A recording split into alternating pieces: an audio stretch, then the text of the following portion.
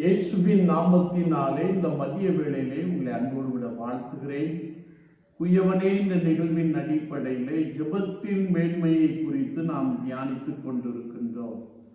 இன்றைக்கும் 2 நாளாகமத்தின் புஸ்தகம் 30ஆம் அதிகாரம் 20ஆம் வசனத்தை நாம் வாசிக்கின்ற போது பரிந்து பேசும் ஜெபம் என்ற ஒரு வசனத்தை நாம் வாசிக்க முடியும்.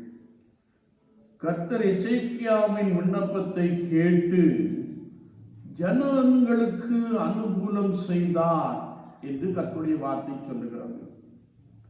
சபையிலே அநேகர் பரிசுத்தம் இல்லாதிருந்தார்கள்.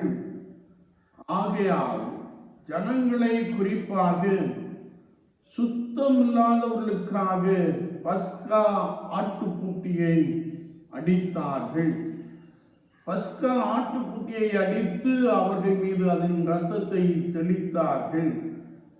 எசேக்கியா அவர்களுக்காக விண்ணப்பம் பண்ணின பொழுது தேவனாகிய கர்த்தர் அவருடைய ஜெபத்தை கேட்டார். எசேக்கியாவின் விண்ணப்பமாவது தங்கள் பிதாக்களின் தேவனாகிய கர்த்தரை தேடும்படிக்கு பரிசுத்தமில்லாதவர்களை மன்னிப்பீராக என்ற ஒரு ஜெபத்தை ஏறெடுக்கிறார். சபையிலே அநேகர் பரிசுத்தம் இல்லை. ஆகையால் அவர்களை மன்னியும் ஆண்டவரே என்று எசேக்கியா ஜெபிக்கின்ற ஒரு ஜெபத்தை நாம் இங்கே தெளிவாய் அறிந்து கொள்ள முடியும். ஆண்டவர் ஜனங்களை மன்னிக்கும்படியாய் வேண்டிக் கொண்ட ஜெபத்தை கேட்டு அனுகூலம் செய்தார் என்று வசனம் சொல்லுகிறது. யாத்ராகமத்தின் புஸ்தகம் 12ஆம் அதிகாரம் 5ஆம் வசனத்தை நாம் வாசிக்கின்ற போது அந்த ஆட்டுக்குட்டி பழுதற்றது, without blameless, அது கர்த்தருடைய பஸ்கா. It is the Passover the Lord, a day of remembrance. என்னை நினைவு கூறும்படி இதை செய்யுங்கள் என்றார். throughout the generations, தலைமுறை தோறும் இதை செய்யுங்கள் என்றார். இது பெர்பெச்சுவல் ஆர்டினன்சஸ், இது ஒரு நிரந்தர கட்டளை என்பதை குறித்து பழைய ஏற்பாட்டின் பகுதியிலே நாம் மிகுந்த தெளிவாக அறிந்து கொள்ள முடியும்.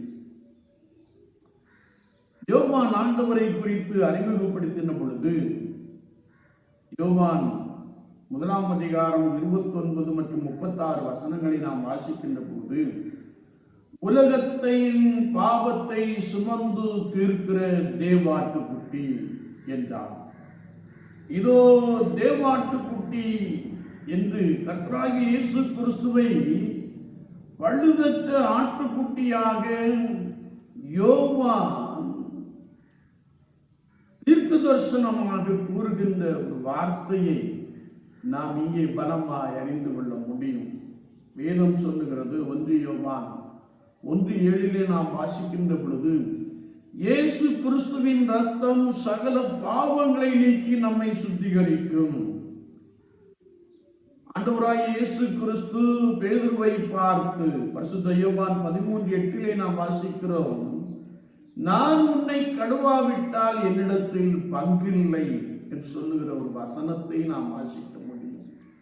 இன்னைக்கு அநேக இடங்களிலே பரிசுத்தம் இல்லாத ஜனங்களுக்காக, பேரளவிலே வாழ்ந்து கொண்டிருக்கிற ஜனங்களுக்காக, பேரளவிலே வாழ்ந்து கொண்டிருக்கிற கிறிஸ்தவர்களுக்காக, குறிப்பாக தேசம் ரட்சிக்கப்பட வேண்டும், தேசத்தில் பாவம் உள்ளவர்கள் இயேசுவின் ரத்தத்தினாலே கழுவப்பட வேண்டும் என்று சொல்லி அநேக இடங்களிலே விண்ணப்பங்கள் ஏறெடுக்கப்பட்டு கொண்டே இருக்கிறது.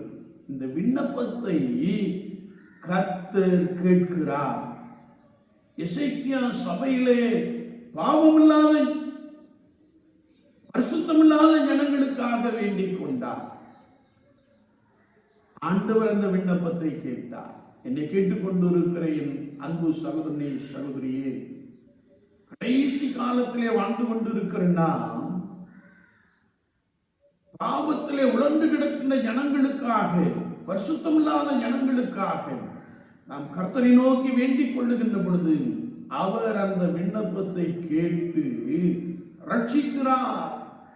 இயேசு கிறிஸ்துவின் ரத்தம், இயேசு கிறிஸ்து சிலுவையிலே சிந்தின ரத்தம் எல்லா பாவங்களையும் நீக்குகிறதா.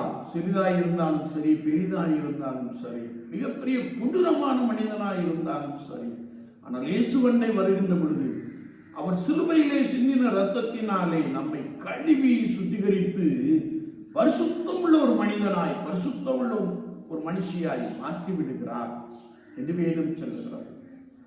எனவே இப்படிப்பட்ட ஜெபத்தை நாம் இன்னும் அதிகமாக ஏறெடுப்போம். தேசத்திற்காக திறப்பின் வாசலிலே நிற்போம்.